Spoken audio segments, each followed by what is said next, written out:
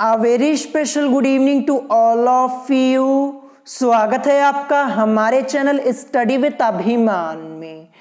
आज मैं आप लोगों के लिए पॉलिटेक्निक एंट्रेंस एग्जाम 2021 के लिए साइंस में फिजिक्स एंड केमिस्ट्री के कुछ मोस्ट इंपॉर्टेंट क्वेश्चंस लेकर आया हूं और ये क्वेश्चंस आप लोगों के एंट्रेंस एग्जाम के पॉइंट ऑफ व्यू से मोस्ट इंपॉर्टेंट क्वेश्चंस हैं।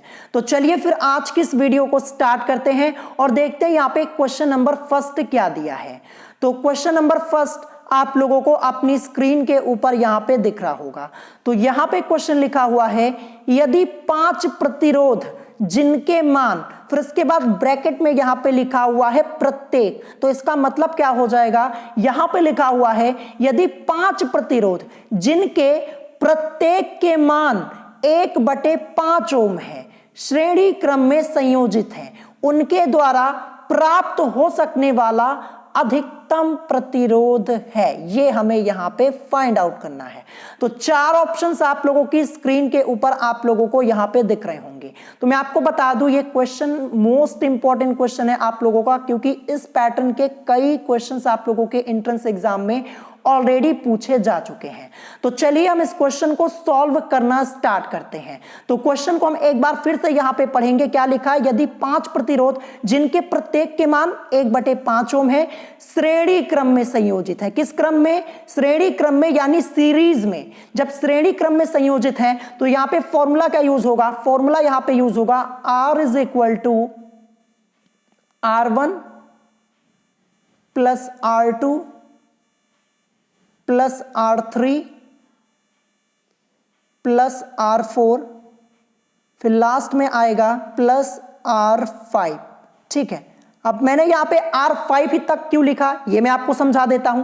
क्योंकि देखिए क्वेश्चन में क्या लिखा हुआ है, क्वेश्चन में दिया है यदि 5 प्रतिरोध, यानी हमें यहां पे केवल 5 प्रतिरोध ही दिया है, इसीलिए मैंने यहां पे R5 तक लिखा। ठीक है, अगर इससे ज्यादा प्रतिरोध दिया होता, 6 प्रतिरोध, 7 प्रतिरोध, तो हम आगे भी लिखते R5 के बाद प्लस R6 प्लस R7 ऐसे लिखते, लेकिन 5 प्रतिरोध है इसीलिए मैंने यहां पे R5 तक लिखा हुआ है। और ये फॉर्मूला क्यों यूज किया, क्योंकि श्रेणी क्रम में है। ठीक है, ये श्रेणी क्रम वाला कॉन्सेप्ट आप लोगों ने क्लास 10th में पढ़ा होगा और मैक्सिमम स्टूडेंट्स को आता होगा। और अगर आपको नहीं आता तो मुझे कमेंट करके बता दीजिएगा, नहीं तो फिर आप इस टाइप के क्वेश्चन को बिल्कुल सॉल्व नहीं कर पाएंगे। ठीक है, तो फॉर्मूला मैंने यहां पे लिख दिया। अब आगे क्वेश्चन में देखिए क्या लिखा था कि यदि 5 प्रतिरोध जिनके प्रत्येक के मान 1/5 ओम है, यानी जो 5 प्रतिरोध यहां पे दिए गए हैं सभी के मान कितने हैं, 1/5 ओम है। प्रत्येक लिखा हुआ है ना, यानी प्रत्येक का मान 1/5 ओम है। यानी R1 की जगह मैं क्या लिख सकता हूं, 1/5 प्लस R2 की जगह मैं क्या लिख सकता हूं, 1/5 प्लस R3 की जगह 1/5 प्लस R4 की जगह 1/5 और प्लस R5 की जगह भी 1/5 यहां पे हो जाएगा। ठीक है, अब इसी को हम सॉल्व कर लेते हैं। तो इन सबको जब आप ऐड करेंगे यहां पे, तो ऐड करने पर आपका 5 और अपॉन में 5 आएगा। ठीक है, सॉल्व करेंगे तो ये 5 1 जा 5 हो जाएगा, ये 5 1 जा 1/1, यानी इज इक्वल टू आपका यहां पे 1 आएगा और ओम में आएगा। ठीक है, यानी 1 ओम, यही इस क्वेश्चन का करेक्ट आंसर हो जाएगा। तो ये आपका बेसिक लेवल का क्वेश्चन है, लेकिन आपके एंट्रेंस एग्जाम में पूछा जा सकता है। ठीक है, अभी मैं आपको बेसिक लेवल के क्वेश्चन सॉल्व करा रहा हूं, धीरे धीरे फिर मैं आपको मॉडरेट लेवल के क्वेश्चन सॉल्व कराऊंगा, फिर हम हाई लेवल के क्वेश्चन को भी सॉल्व करेंगे। ठीक है, तो सिंपल सा क्वेश्चन था, करेक्ट आंसर आपका यहां पे क्या हो जाएगा, 1 ओम हो जाएगा। ठीक है, ऑप्शन 20 क्वेश्चन का करेक्ट आंसर हो जाएगा। तो अगर आपको श्रेणी क्रम का कॉन्सेप्ट आता है तो आप इस टाइप के क्वेश्चन को बड़ी आसानी से सॉल्व कर पाएंगे, और अगर नहीं आता है तो कमेंट करके बता दीजिएगा, मैं आपको डिटेल में पढ़ा दूंगा। ठीक है, तो ये न्यूमेरिकल आपका इंपॉर्टेंट है, इस टाइप के कई क्वेश्चंस पहले पूछे जा चुके हैं। तो ऑप्शन 20 क्वेश्चन का करेक्ट आंसर हो जाएगा। अब चलिए इसके बाद देखते हैं नेक्स्ट क्वेश्चन, क्वेश्चन नंबर 2। तो क्वेश्चन नंबर 2 आप लोग अपनी स्क्रीन के ऊपर यहां पे देख पा रहे होंगे। क्वेश्चन यहां पे है कि 4 वोल्ट की एक बैटरी से 1 ओम तथा 3 ओम के प्रतिरोध श्रेणी क्रम में जुड़े हैं, बैटरी से होकर प्रवाहित धारा है। हमें यहां पे बैटरी से होकर प्रवाहित धारा यानी I की वैल्यू को हमें यहां पे फाइंड आउट करना है। चार ऑप्शंस आप लोगों की स्क्रीन के ऊपर आप लोगों को यहां पे दिख रहे होंगे, ठीक है। तो देखिए चलिए हम इस क्वेश्चन को सॉल्व करना स्टार्ट करते हैं। हमें यहां पे आई की वैल्यू को फाइंड आउट करना है। तो आई इज इक्वल टू हमारा फॉर्मूला क्या होता है, V अपॉन R होता है। एक फॉर्मूला होता है I is equal to V upon R, ठीक है। तो देखिए क्वेश्चन में हमें यहां पे रेजिस्टेंस नहीं पता है, प्रतिरोध नहीं पता है। देखिए फॉर्मूले में भी हमारा I is equal to V upon R है।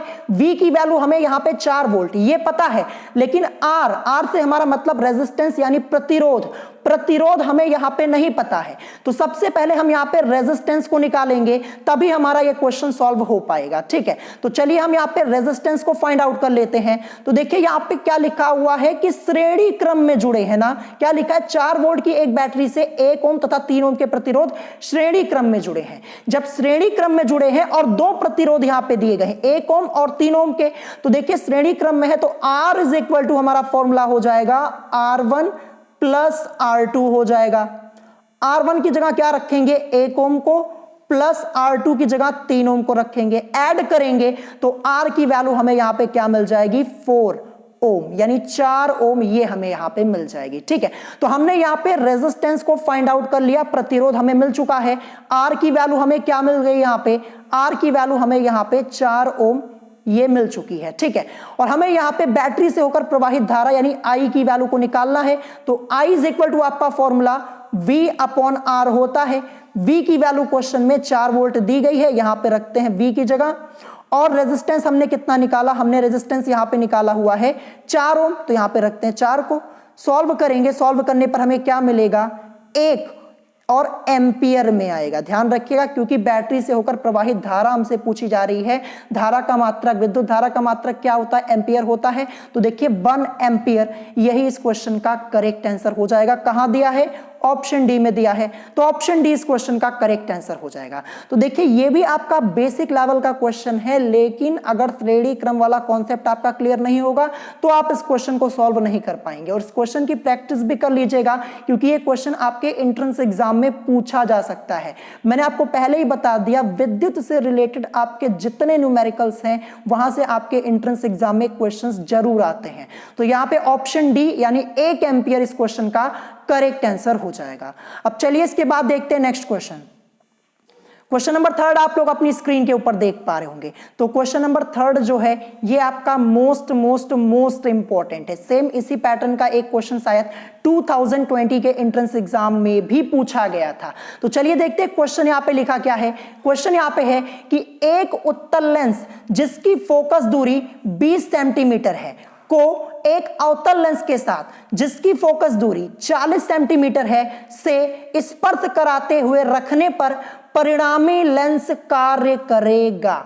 4 ऑप्शंस आप लोगों की स्क्रीन के ऊपर आप लोगों को यहां पे दिख रहे होंगे। तो मैं आपको बता दूं ये आपका मॉडरेट लेवल का क्वेश्चन है, अच्छा क्वेश्चन है और इस टाइप के कई क्वेश्चंस आपके एंट्रेंस एग्जाम में पूछे जा चुके हैं, ध्यान रखिएगा।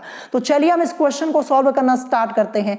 देखिए सबसे पहली लाइन यहां पे क्या लिखी हुई, यहां पे लिखा है कि एक उत्तल लेंस जिसकी फोकस दूरी 20 सेंटीमीटर है, यानी हमें यहां पे उत्तल लेंस की फोकस दूरी कितनी दी गई है, 20 सेंटीमीटर, यानी F1 की वैल्यू हमें यहां पे कितनी दी है, 20 सेंटीमीटर। और मैं आपको बता दूं उत्तल लेंस की फोकस दूरी जो होती है वो धनात्मक होती है, ठीक है, ध्यान रखिएगा। उत्तल लेंस की फोकस दूरी धनात्मक होती है, तो इसीलिए मैंने यहां पे 20 सेंटीमीटर सीधे सीधे लिख दिया।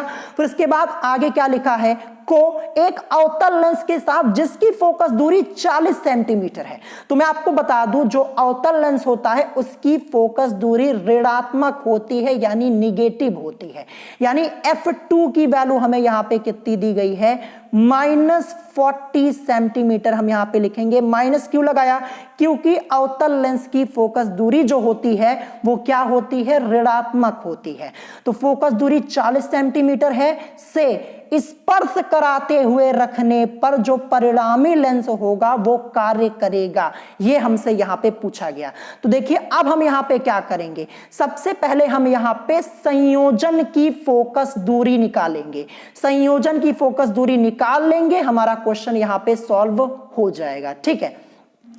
तो संयोजन की फोकस दूरी बराबर आपका फॉर्मूला क्या होता है, 1/f ठीक है। 1/f is equal to 1/f1 plus 1/f2, ये संयोजन की फोकस दूरी का फॉर्मूला होता है, ठीक है। 1/अपॉन में आपका यहां पे कैपिटल F होता है, ध्यान रखिएगा, फिर is equal to 1/f1 plus 1/f2, ठीक है। अब इसको आगे सॉल्व करेंगे तो क्या हो जाएगा, देखिए 1 जो कैपिटल F है ये तो ऐसे ही रहेगा, ठीक है। फिर इज इक्वल टू 1/f1, तो देखिए f1 की वैल्यू जो हमें यहां पे दी हुई थी कितनी थी, 20 सेंटीमीटर थी, जो हमें दी है उत्तल लेंस की फोकस दूरी वही तो थी, यानी 1/f1 की जगह क्या हो जाएगा 20, ये रखा, प्लस फिर 1/f2 की वैल्यू जो हमें अवतल लेंस की फोकस दूरी दी गई थी 40 सेंटीमीटर,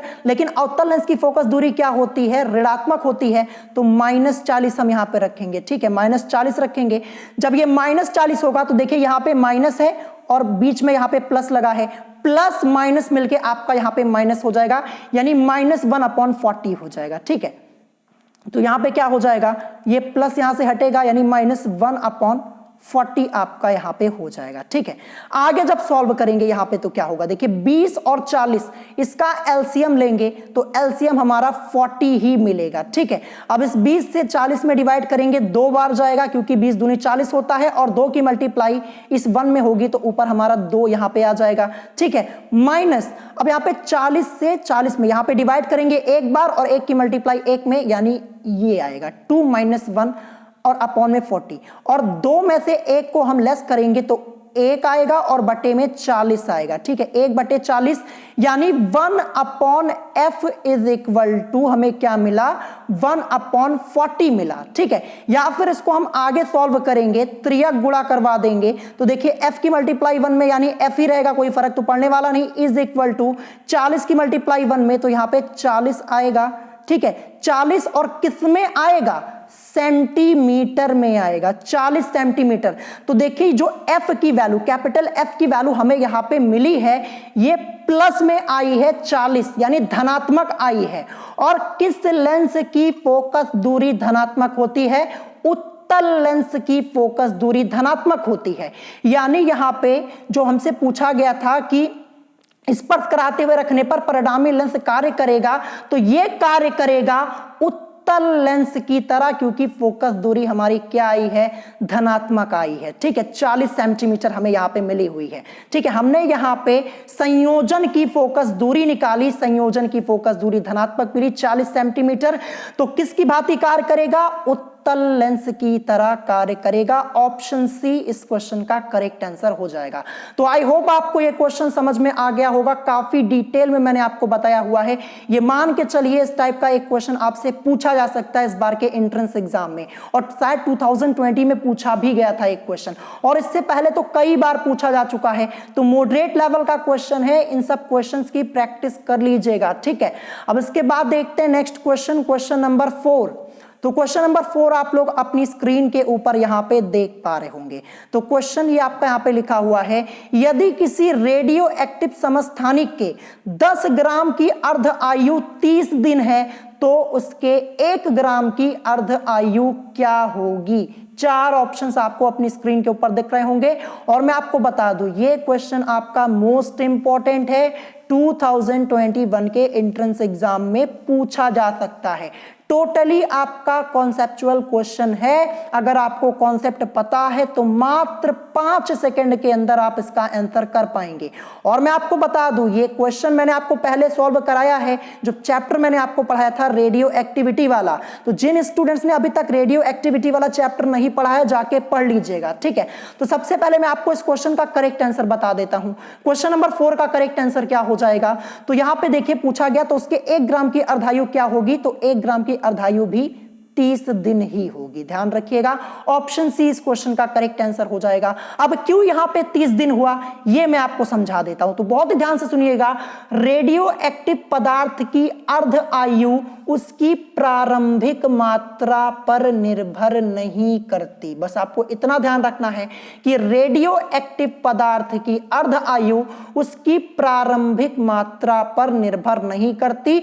तो यहां पे उसके 1 ग्राम की अर्ध आयु क्या होगी, 30 दिन ही होगी। क्वेश्चन था यदि किसी रेडियो समस्थानिक के 10 ग्राम की अर्ध आयु 30 दिन है तो उसके 1 ग्राम की अर्ध आयु क्या होगी, तो वो भी 30 दिन ही होगी। ऑप्शन सी इस क्वेश्चन का करेक्ट आंसर हो जाएगा। देखिए मोस्ट इंपॉर्टेंट क्वेश्चन है, आपसे पूछा जा सकता है। क्यों पूछा जाएगा, क्योंकि टोटली कॉन्सेप्ट पर आधारित ये क्वेश्चन है और ऐसे ही क्वेश्चंस आपसे पूछे जाते हैं। मैं आपको बता दूं, अभी मैं आपको यहां पे बेसिक लेवल के न्यूमेरिकल सॉल्व करा रहा हूं, फिर इसके बाद हम मॉडरेट लेवल के करेंगे, फिर हाई लेवल के करेंगे, ठीक है। और ऐसे ही क्वेश्चंस पूछे जाते हैं। ध्यान रखिएगा जो क्वेश्चंस मैं आपको यहां पे करवा रहा हूं ना, इस टाइप के क्वेश्चन आपके एंट्रेंस एग्जाम में पूछे जा चुके हैं, इसी पैटर्न के क्वेश्चन पूछे जाते हैं, ध्यान रखिएगा। अब इसके बाद देखते हैं next question, question number 5। Question number 5 आप लोग अपनी स्क्रीन के ऊपर देख पा रहे होंगे। क्वेश्चन यहां पे है कि नाइट्रोजन मैग्नीशियम के साथ अभिक्रिया करके बनाती है। 4 ऑप्शंस आप लोगों की स्क्रीन के ऊपर आप लोगों को दिख रहे होंगे। तो मैं आपको बता दूं, मैंने आपको पहले ही बताया है कि केमिकल रिएक्शन से रिलेटेड क्वेश्चंस आपके एंट्रेंस एग्जाम में कई बार पूछे जा चुके हैं और पूछे जाते हैं, ध्यान रखिएगा, ठीक है। तो यहां पे क्वेश्चन है कि नाइट्रोजन मैग्नीशियम के साथ अभिक्रिया करके बनाती है। तो चलिए हम यहां पे रिएक्शन करते हैं। देखिए जब यहां पे रिएक्शन होगी तो हमें क्या मिलेगा, इसकी रिएक्शन होगी तो क्या मिलेगा, 3Mg, ठीक है, 3Mg प्लस N2 रिएक्शन होगी तो हमें यहां पे मिलेगा Mg3N2, यही हमें यहां पे मिलेगा।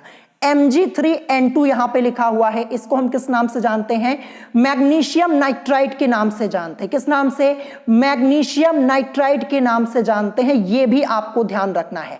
तो Mg3N2 आपको कहीं दिख रहा है ऑप्शन में, आपको दिख रहा होगा ऑप्शन बी में, तो ऑप्शन बी इस क्वेश्चन का करेक्ट आंसर हो जाएगा।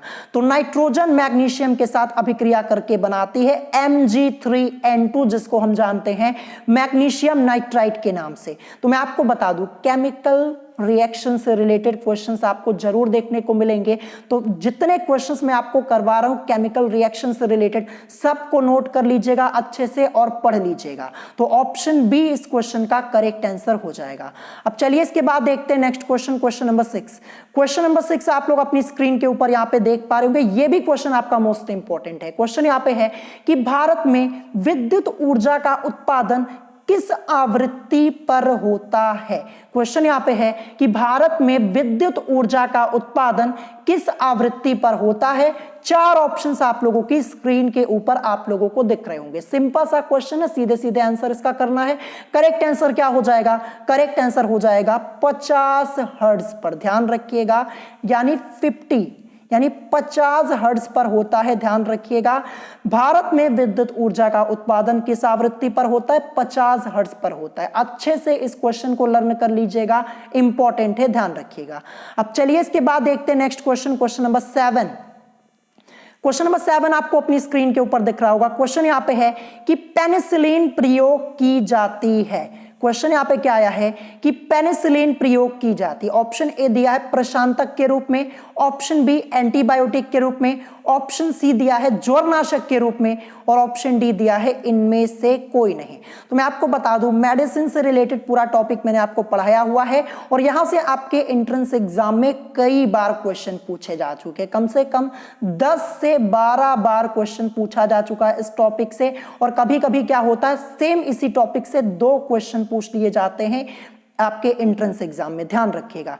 तो करेक्ट आंसर यहां पे क्या होगा, क्वेश्चन नंबर 7 का करेक्ट आंसर यहां पे आपका हो जाएगा ऑप्शन बी, यानी एंटीबायोटिक के रूप में। ऑप्शन बी इस क्वेश्चन का करेक्ट आंसर हो जाएगा। सिंपल सा क्वेश्चन मैंने आपको पहले ही कराया है। मैं आपको बता दूं, जो स्टूडेंट रिवीजन करता है ना, वो इन सब क्वेश्चन के आंसर को बड़े आसानी से कर पा रहा होगा। ये क्वेश्चन मैंने आपको पहले ही करा दिया है, तो आप लोग इसका आंसर जरूर कर पा रहे होंगे। और मैं आपको बता दूं, देखिए जो पढ़ा कीजिए, ठीक है, जो पढ़ा कीजिए उसका रिवीजन भी जरूर कर लिया कीजिए। कुछ स्टूडेंट्स क्या करते, पढ़ तो लेते हैं लेकिन रिवीजन नहीं करते। अगर रिवीजन नहीं करेंगे ना, जो पीछे की चीजें आप लोगों ने पढ़ रखी हैं वो आप भूल जाएंगे। तो आपको रिवीजन भी करना होगा, तभी आपको आपके सभी चैप्टर्स अच्छे से प्रिपेयर हो पाएंगे, ठीक है। अब चलिए इसके बाद देखते हैं next question, question number 8। Question number 8 आपको अपनी स्क्रीन के ऊपर यहां पे दिख रहा होगा, जो कि एक न्यूमेरिकल दिया हुआ है। क्वेश्चन यहां पे है कि एक प्रेक्षक समुद्र के किनारे खड़ा है जो कि प्रति मिनट 54 यानी 54 तरंगे नोट करता है। यदि तरंग की तरंग दैर्घ्य 10 मीटर हो तो तरंग का वेग होगा। हमसे यहां पे तरंग का वेग पूछा जा रहा है। 4 ऑप्शंस आप लोगों की स्क्रीन के ऊपर आप लोगों को यहां पे दिख रहे होंगे। तो ये क्वेश्चन आपका 2020 के एंट्रेंस एग्जाम में पूछा गया था। ठीक है, 2020 के एंट्रेंस एग्जाम में ये क्वेश्चन आपका आया हुआ था फिजिक्स में। तो देखिए क्वेश्चन आपका बहुत ही सिंपल है। क्वेश्चन क्या लिखा है कि एक प्रेक्षक समुद्र के किनारे खड़ा है जो कि प्रति मिनट 54 तरंगे नोट करता है। तो देखिए सबसे पहले यहां पे तरंगों की संख्या कितनी है, तरंगों की संख्या हमें कितनी दी गई है क्वेश्चन में, तो तरंगों की जो संख्या हमें यहां पे दी गई है 54 दी गई है, 54 यहां पे दी गई है। ठीक है, फिर इसके बाद हम यहां पे ये देखेंगे कि प्रत्येक तरंग की तरंग दैर्घ्य कितनी है। तो देखिए यहां पे लिखा है ना, यदि तरंग की तरंग दैर्घ्य 10 मीटर हो, यानी यहां पे प्रत्येक तरंग की तरंग दैर्घ्य कितनी है, 10 मीटर है। ये आपको ध्यान रखना है, प्रत्येक तरंग की जो तरंग दैर्घ्य है वो 10 मीटर है। ठीक है, तो फिर कुल तरंग दैर्घ्य कितनी हो जाएगी, टोटल, यानी कुल तरंग दैर्घ्य यहां पे क्या हो जाएगी, ये हमें सबसे पहले यहां पे निकालना होगा। तो कुल तरंग दैर्घ्य निकालने के लिए हमें कुछ नहीं करना। देखिए 54, ठीक है, तरंगे कितनी थी, तरंगों की संख्या थी 54, 54 अब मल्टीप्लाई करवा देंगे किसमें, देखिए यहां पे लिखा यदि तरंग की तरंग दैर्घ्य 10 मीटर है, यानी प्रत्येक तरंग की तरंग दैर्घ्य 10 मीटर थी, तो 54 की मल्टीप्लाई हम 10 में करवाएंगे तो हमें क्या मिलेगा, 540 और मीटर में। ठीक है, यानी कुल तरंग दैर्घ्य यहां पे क्या मिल गई हमें, 540 मीटर ये मिल चुकी है। ठीक है, और कुल लिया गया समय कितना है, समय कितना दिया हुआ है, तो देखिए यहां पे लिखा है कि एक प्रेक्षक समुद्र के किनारे खड़ा है जो कि प्रति मिनट, यानी हमें यहां पे समय कितना दिया गया है, समय की वैल्यू हमें t इज इक्वल टू यहां पे कितनी दी गई है, t की वैल्यू हमें यहां पे दी हुई है 1 मिनट।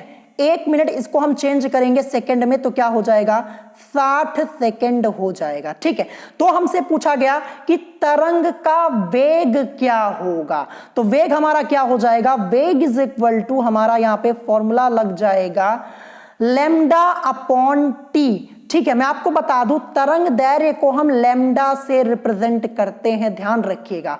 और कुल तरंग दैर्घ्य हमने यहां पे कितनी निकाली थी, 540 मीटर, यही तो निकाली थी। तो लैम्डा की जगह हम क्या रखेंगे, 540 को, समय कितना दिया हुआ था, प्रति मिनट यानी 1 मिनट, जिसको हमने सेकंड में चेंज किया था 60 सेकंड, 0 से 0 कैंसल, 6 1 जा 6, 6 9 जा 54, तो 9 और मीटर पर सेकंड में आएगा, क्योंकि वेग पूछा जा रहा है तो 9 मीटर पर सेकंड, यही इस क्वेश्चन का करेक्ट आंसर होगा, जो कि ऑप्शन बी में आपका दिया गया है। तो ये क्वेश्चन आपका 2020 में पूछा गया था, बहुत ही सिंपल सा क्वेश्चन है ये, ध्यान रखिएगा। लेकिन अगर प्रैक्टिस आपकी नहीं होगी तो नहीं कर पाएंगे, ध्यान रखिएगा, फॉर्मूला आपको नहीं पता होगा तो आप नहीं कर पाएंगे। तो ऐसे ही क्वेश्चंस आपके एंट्रेंस एग्जाम में पूछे जाते हैं। जिन स्टूडेंट्स ने 2020 में पेपर दिया है उनको पता होगा ये क्वेश्चन आया हुआ था। ठीक है, मैं आपको बता दूं 2020 में कुछ क्वेश्चंस आपके थे हाई लेवल के, लेकिन सभी नहीं थे, ध्यान रखिएगा। 1 से 2 क्वेश्चन थे जो कि आईआईटी लेवल के आपके आए हुए थे, जो कि कल भी मैंने आपको बताया था जब मैं आपको फिजिक्स के इंपॉर्टेंट चैप्टर्स की लिस्ट बता रहा था। तो सभी क्वेश्चंस आपके हाई लेवल के नहीं आते, ये भी आपको ध्यान रखना है। तो यहाँ पे इस क्वेश्चन का करेक्ट आंसर क्या हो जाएगा, 9 मीटर पर सेकेंड। आई होप आपको ये क्वेश्चन समझ में आ गया होगा। अब इसके बाद देखते हैं next question, question number 9। Question number 9 आपको अपनी स्क्रीन के ऊपर दिख रहा होगा।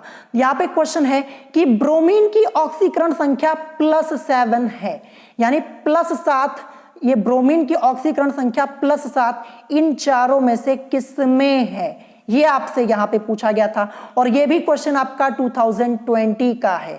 बहुत ही सिंपल सा क्वेश्चन आपसे यहां पे पूछा गया कि ब्रोमीन की ऑक्सीकरण संख्या +7 इन चारों में से किसमें होगी। तो देखिए सबसे पहले मैं आपको इसका आंसर बता देता हूं। करेक्ट आंसर आपका क्या हो जाएगा, करेक्ट आंसर आपका यहां पे ऑप्शन सी होगा। तो चलिए मैं आपको निकाल के दिखाता हूं, Br, ठीक है, Br लिखा हुआ है, फिर इसके बाद O, फिर इसके बाद यहां पे एक निगेटिव चार्ज लगा हुआ है, फिर यहां पे लिखा हुआ है 4, ये लिखा हुआ है। अब इसमें हमें ब्रोमीन की ऑक्सीकरण संख्या निकालनी है Br की, इसकी निकालनी है, इसके नीचे अंडरलाइन में कर देता हूं। तो जिसकी ऑक्सीकरण संख्या हमें निकालनी होती है उसको हम क्या करते हैं, x मान लेते हैं, तो इसको हम x मान लेंगे, ठीक है। फिर इसके बाद प्लस का साइन लगाऊंगा, प्लस का साइन लगाया। अब यहां पे देखिए O4 लिखा हुआ है, O4, तो O से हमारा मतलब किससे है, ऑक्सीजन से है। ऑक्सीजन का ऑक्सीडेशन नंबर -2 होता है। कितनी ऑक्सीजन, 4 है, तो 4 × -2 करेंगे तो हमें -8 मिलेगा। ये -8 मिला है यहां पे, और देखिए ये प्लस ऊपर मैंने लगाया, तो ये प्लस और ये माइनस मिलके माइनस हो जाएगा, यानी मैं यहां पे ऊपर क्या लिख सकता हूं, यहां पे ये प्लस आपका हट जाएगा और x माइनस यहां पे 8 हो जाएगा। इज इक्वल टू क्या आएगा, देखिए O के ऊपर यहां पे एक निगेटिव चार्ज लगा हुआ है, O के ऊपर, तो इज इक्वल टू -1 यहां पे आ जाएगा बराबर के, क्योंकि एक निगेटिव चार्ज यहां पे लगा हुआ है। तो x minus 8 is equal to -1 हो गया। या फिर इसको हम आगे सॉल्व करेंगे, x इज इक्वल टू, अब देखिए यहां पे बराबर के इधर -1 ये तो है ही, और देखिए ये -8 है, इसको जब हम बराबर के इधर भेजेंगे तो इधर आएगा ये +8 आपका हो जाएगा, ठीक है। या फिर आगे सॉल्व करेंगे, x इज इक्वल टू, ये माइनस और ये प्लस, प्लस माइनस मिलके यहाँ पे लेस तो हो जाएगा, लेस हो जाएगा, और लेस करने पर हमें आएगा यहाँ पे मिलेगा 7, वो भी प्लस में। +7 क्यों मिला, क्योंकि प्लस का साइन यहाँ पे बड़ा है और माइनस का छोटा है। तो देखिए x is equal to +7, x हमने किसको माना था, ब्रोमीन की ऑक्सीकरण संख्या को, तो क्या मिली ब्रोमीन की ऑक्सीकरण संख्या +7 हमें मिली कि नहीं मिली, मिल गई ना। यानी ब्रोमीन की ऑक्सीकरण संख्या +7 किसमें है, ये है BrO4, और जो यहाँ पे नेगेटिव चार्ज माइनस में लगवा इसमें, ठीक है, यहाँ पे नेगेटिव चार्ज आपका लगा हुआ है, तो करेक्ट आंसर आपका क्या होगा, BR, ठीक है, BrO4 माइनस, ये आपका इस क्वेश्चन का करेक्ट आंसर यहाँ पे हो जाएगा, ठीक है। तो ऐसे ही क्वेश्चंस आपसे पूछे जाते हैं आपके एंट्रेंस एग्जाम में, ध्यान रखिएगा। मैंने आपसे पहले ही कहा है कि ऑक्सीकरण संख्या से एक क्वेश्चन आपका फिक्स है, और एक क्वेश्चन मतलब 4 नंबर होता है। 4 नंबर काफी वैल्यूएबल है, ध्यान रखिएगा। मैंने आपको पहले ही बता दिया, एक नंबर से रैंक में अप डाउन हो जाता है, ठीक है, ध्यान रखिएगा। तो यहाँ पे ऑप्शन सी इस क्वेश्चन का करेक्ट आंसर हो जाएगा। और 2019 में भी ऐसे ही क्वेश्चन पूछा गया था, ध्यान रखिएगा। 19 में पूछा गया, मैंने आप लोगों से कहा था 20 में भी पूछा जाएगा, जब मैं आपको 2020 की प्रिपरेशन करवा रहा था और क्वेश्चन आपका आया हुआ था, ठीक है। तो मैं आपको वही क्वेश्चंस करवाता हूं, उन्हीं पैटर्न के क्वेश्चन कराता हूं जो आपके एंट्रेंस एग्जाम में आ सकते, ध्यान रखिएगा, ठीक है। तो यहाँ पे क्वेश्चन नंबर 9 आपको समझ में आ गया होगा। और इसके अलावा अगर आप अदर ऑप्शंस को चेक करेंगे, ऑक्सीकरण संख्या निकालेंगे, तो आपको +7 नहीं मिलेगा, आप चेक कर सकते हैं, ठीक है। अब इसके बाद देखते हैं next question, question number 10। Question number 10 ये भी आपका एक न्यूमेरिकल दिया क्वेश्चन यहाँ पे है कि एक विद्युत बल्ब पर 60 वॉट 220 वोल्ट लिखा है, इस बल्ब का प्रतिरोध क्या होगा, इसका प्रतिरोध हमसे यहाँ पे पूछा जा रहा है, ठीक है। तो चलिए हम इस क्वेश्चन को सॉल्व करना स्टार्ट करते हैं। मैं आपको बता दूं ये भी क्वेश्चन आप लोगों का मोस्ट इंपॉर्टेंट है।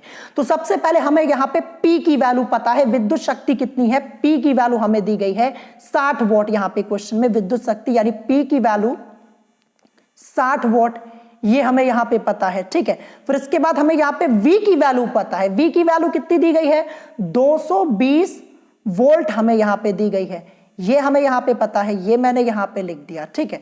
तो देखिए आपका बेसिक फॉर्मूला क्या होता है, बेसिक फॉर्मूला होता है P is equal to V²/R। ये फॉर्मूला आप लोगों ने क्लास 10th में पढ़ा होगा, और ये क्वेश्चन भी आपका क्लास 10th लेवल का है। तो P is equal to V²/R होता है, ठीक है। यहाँ पे P इज इक्वल टू दिया गया, लेकिन हमें क्या करना है, हमें यहाँ पे तो रेजिस्टेंस निकालना है, इस बल्ब का प्रतिरोध क्या होगा, हमें यहाँ पे R की वैल्यू निकालनी है। तो देखिए बेसिक फॉर्मूला तो क्या होता है, P is equal to V²/R होता है, लेकिन हमें R की वैल्यू निकालनी है। R को लाएंगे आगे, तो R is equal to V²/P हो जाएगा, ठीक है, V²/P हो जाएगा। तो देखिए V की वैल्यू हमें कितनी दी है, 220 वोल्ट दी है, यानी V² है तो क्या हो जाएगा 220, ठीक है। क्या हो जाएगा आपका यहाँ पे 220 गुणे 220 हो जाएगा, 2 बार लिखूंगा क्योंकि V² है ना, तो 220 गुणे 220 और अपॉन में P की वैल्यू 60 वॉट दी गई है, तो अपॉन में आपका 60 हो जाएगा, ठीक है। जब आप इसको कैलकुलेट करके सॉल्व करेंगे, सॉल्व करने पर आपको क्या मिलेगा, सॉल्व करने पर आपको यहां पे मिल जाएगा ऑप्शन बी वाला, ठीक है, क्या मिल जाएगा? ऑप्शन बी वाला, यानी 806.67 ओम, यही इस क्वेश्चन का करेक्ट आंसर हो जाएगा। ठीक है, यही इस क्वेश्चन का करेक्ट आंसर हो जाएगा। देखिए हमने क्या किया, फॉर्मूला यूज किया। देखिए बेसिक फॉर्मूला क्या होता है? बेसिक फॉर्मूला आपका होता है P is equal to V square upon R, ये होता है, लेकिन हमें R निकालना था तो R is equal to V square upon P हमारा हो जाएगा। और V की वैल्यू हमें 220 दी गई है, तो 220, ठीक है, लिखेंगे 220, लिखेंगे गुणे 220, दो बार लिखेंगे क्योंकि V स्क्वायर है, तो अपॉन में P की वैल्यू 60 है, ये रखेंगे। जब आप इसको सॉल्व करेंगे, सॉल्व करने पर, कैलकुलेशन करने पर आपको क्या मिलेगा? 806.67 ओम, यही आपको मिलेगा। आप सॉल्व करके चेक कर सकते हैं, गुणा भाग तो आप खुद ही कर लेंगे ना, ये तो आप कर ही सकते हैं। तो यहाँ पे ऑप्शन बी इस क्वेश्चन का करेक्ट आंसर हो जाएगा। ये भी इंपॉर्टेंट है, इस पैटर्न के क्वेश्चन आपके एंट्रेंस एग्जाम में पूछे जा चुके हैं, तो प्रैक्टिस कर लीजिएगा। फॉर्मूला आपको पता होना चाहिए, और क्वेश्चंस जितने मैं आपको यहाँ पे करवा रहा हूं ये इंपॉर्टेंट है, ध्यान रखिएगा। बेसिक से हम यहाँ पे स्टार्ट करेंगे, बेसिक लेवल से स्टार्ट करेंगे और हाई लेवल के क्वेश्चंस हम सॉल्व करेंगे। तो यहाँ पे क्वेश्चन नंबर 10 का करेक्ट आंसर ऑप्शन बी 806.67 ओम। अब चलिए इसके बाद देखते हैं next question, question number 11। Question number 11 आपको अपनी स्क्रीन के ऊपर दिख रहा होगा। क्वेश्चन यहां पे है कि निम्न में से उस सूचक का नाम बताइए जो अम्लीय विलयन में पीला रंग देता है। क्वेश्चन क्या है कि निम्न में से उस सूचक का नाम बताइए जो अम्लीय विलयन में पीला रंग देता है। चार ऑप्शंस आप लोगों की स्क्रीन के ऊपर आप लोगों को यहां पे दिख रहे होंगे। बहुत ही अच्छा क्वेश्चन है और आपको अपनी बुक में देखने को नहीं मिलेगा, लेकिन आपके एंट्रेंस एग्जाम में पूछा जा सकता है। ध्यान रखिएगा, आपको आपके एंट्रेंस एग्जाम में फिजिक्स एंड केमिस्ट्री में इजी क्वेश्चन देखने को नहीं मिलेंगे। बहुत कम बार ऐसा होता है कि फिजिक्स और केमिस्ट्री में आपका क्वेश्चन इजी आ जाए। अधिकतर ऐसा ही होता है कि तो आपके क्वेश्चन मॉडरेट लेवल के होते हैं या फिर हाई लेवल के होते हैं, ध्यान रखिएगा। ठीक है, और रही बात मैथमेटिक्स की, तो मैथमेटिक्स में आपके ज्यादा हाई लेवल के क्वेश्चंस नहीं आते हैं, आप लोगों को पता ही होगा, क्वेश्चन पेपर आप लोगों ने देखा भी होगा। लेकिन फिजिक्स एंड केमिस्ट्री में आपके क्वेश्चंस आते हैं हाई लेवल के और डिफरेंट भी आ जाते हैं, ये भी आपको ध्यान रखना है। तो देखिए क्वेश्चन नंबर 11, इसका करेक्ट आंसर क्या हो जाएगा? क्वेश्चन नंबर 11 का करेक्ट आंसर आपका होगा ऑप्शन सी, यानी फिनॉल रेड। तो क्वेश्चन हमसे पूछा गया था कि निम्न में से उस सूचक का नाम बताइए जो अम्लीय विलयन में पीला रंग देता है। तो जो फिनॉल रेड है ये अम्लीय विलयन में कौन सा रंग देता है? पीला रंग देता है, ध्यान रखिएगा। उसके अलावा आपका यहां पे लिटमस लिखा हुआ है। लिटमस अम्लीय विलयन में कौन सा रंग देता है? लाल रंग देता है, पीला रंग तो देता नहीं है, ये तो होगा नहीं। फिर इसके बाद यहाँ पे मैथिल रेड लिखा हुआ है, तो मैथिल रेड ये अम्लीय विलयन में कौन सा रंग देता है? तो ये भी अम्लीय विलयन में लाल रंग देता है, तो ये भी आपका नहीं होगा। ये दोनों तो हो नहीं सकते क्योंकि पीला पूछा गया है कि निम्न में से उस सूचक का नाम बताइए जो अम्लीय विलयन में पीला रंग देता है। तो केवल देखिए यहाँ पे फिनॉल रेड है जो अम्लीय विलयन में पीला रंग देता है। ऑप्शन सी इस क्वेश्चन का करेक्ट आंसर हो जाएगा। ठीक है, अब इसके बाद देखते हैं आज का last question, question number 12। Question number 12 ये आपका एक न्यूमेरिकल है और बहुत ही अच्छा क्वेश्चन, ध्यान रखिएगा। इस टाइप के 5 से 6 क्वेश्चंस आप लोगों के एंट्रेंस एग्जाम में पहले ही पूछे जा चुके हैं, और मैंने आपको अभी एक दिन पहले ही इस टाइप का एक क्वेश्चन कराया था। जिस दिन टेस्ट लिया था वहां पे कराया था, इंपॉर्टेंट क्वेश्चन आंसर की सीरीज करा रहा, वहां पे करवाया हुआ था। तो देखिए क्वेश्चन यहाँ पे है कि पोटेशियम का आवर्त सारणी में स्थान है, ये आपको बताना है। 4 ऑप्शंस आपको यहाँ पे दिख रहे होंगे। इस क्वेश्चन को सॉल्व करने के लिए यहाँ पे 2 कंडीशन आ जाती है। सबसे पहले आपको पोटेशियम का एटॉमिक नंबर पता होना चाहिए, फिर उसके बाद आपको इलेक्ट्रॉनिक कॉन्फ़िगरेशन करना आना चाहिए, तभी आप इस क्वेश्चन को सॉल्व कर पाएंगे। तो देखिए यहाँ पे लिखा हुआ है पोटेशियम, पोटेशियम को हम K से रिप्रेजेंट करते हैं, ध्यान रखिएगा K से रिप्रेजेंट करते हैं। एटॉमिक नंबर होता है 19 यानी 19। मैं आपको फिर से बता दूं, परमाणु क्रमांक 1 से लेकर के कम से कम 35 तक के तत्वों के नाम याद कर लीजिए, परमाणु क्रमांक याद कर लीजिए, नहीं आपको ही प्रॉब्लम होगी। तो इसका हम इलेक्ट्रॉनिक कॉन्फ़िगरेशन करेंगे तो हमें क्या मिलेगा? 1s2 2s2 2p6 3s2 3p6 अब यहाँ पे हम इलेक्ट्रॉन्स को पहले काउंट कर लेते, टोटल हमने कितने फिलअप किए, तो 2 2 4 6 4 10 तो 12 6 18, एक की जरूरत और है तो इसके बाद आता है 4s और यहाँ पे हम लिख देंगे 1। तो यहाँ पे इलेक्ट्रॉनिक कॉन्फ़िगरेशन कंप्लीट हो गया। जर्नल फॉर्म में लिखते हैं, नंबर्स के फॉर्म में। तो देखिए पहले में कितने इलेक्ट्रॉन हैं, 2 है तो 2 लिखूंगा। दूसरे में देखिए 2s2 2p6 यानी 2 और 6 8, तो यहाँ पे आएगा 8, ठीक है। फिर इसके बाद तीसरे में देखिए 3s2 3p6 यानी 2 और 6 8 फिर से, और यहाँ पे चौथे में देखेंगे लास्ट में 4s1 यानी 1 इलेक्ट्रॉन, तो यहाँ पे 1 यानी 2 8 8 1 आ गया। अब हम क्या देखेंगे, कोशों की संख्या हम यहाँ पे काउंट करेंगे, कितने कोश हैं, 1 2 3 4, 4 कोश हैं, इसका मतलब क्या हो जाएगा, चौथा आवर्त हो जाएगा। तो देखिए ऑप्शन में आपको चौथा आवर्त कहां पे दिया गया, केवल एक ही ऑप्शन में दिया गया, ये देखिए, तो सी वाला आपका करेक्ट हो जाएगा। लेकिन अभी हमें वर्ग भी बताना है, तो यहां पे सी तो हो जाएगा करेक्ट, लेकिन वर्ग वाला मैं आपको समझा देता हूं। वर्ग हम कैसे डिसाइड करेंगे, तो देखिए जब हम वर्ग डिसाइड करेंगे तो ये देखेंगे जो हमने इलेक्ट्रॉनिक कॉन्फ़िगरेशन किया, बाह्यतम कोश में उपस्थित इलेक्ट्रॉनों की संख्या कितनी है, बाह्यतम कोश में उपस्थित इलेक्ट्रॉनों की संख्या क्या है, 1 है। 1 है तो इसका मतलब जो पोटेशियम है ये फर्स्ट ए वर्ग का हो जाएगा, ठीक है। किस वर्ग का, फर्स्ट ए वर्ग का हो जाएगा, फर्स्ट ए वर्ग में आएगा। तो देखिए फर्स्ट ए वर्ग भी आपका सी में ही दिया हुआ है, तो करेक्ट आंसर क्या हो जाएगा, ऑप्शन सी हो जाएगा, चौथा आवर्त, और यहाँ पे फर्स्ट ए वर्ग ये आपका हो जाएगा। ऑप्शन सी इस क्वेश्चन का करेक्ट आंसर हो जाएगा। देखिए ये सब क्वेश्चंस आपके मोस्ट इंपॉर्टेंट है, आपको देखने को जरूर मिलेंगे। देखिए इस क्वेश्चन में थोड़ा टाइम लगता है, क्यों लगता है, देखिए एक तो यहाँ पे आपको ना एटॉमिक नंबर दिया होता है, आपको एटॉमिक नंबर याद होना चाहिए, पोटेशियम का 19 होता है यहाँ पे, ये मैंने आपको बताया। फिर आपको इलेक्ट्रॉनिक कॉन्फ़िगरेशन करना आना चाहिए, पहले ही इलेक्ट्रॉनिक कॉन्फ़िगरेशन करना आपको बता दिया, जाके चैनल पे पढ़ लीजिएगा, ठीक है। तो इलेक्ट्रॉनिक कॉन्फ़िगरेशन करने के बाद हम कोशों की संख्या को गिनते हैं आवर्त को डिसाइड करने के लिए।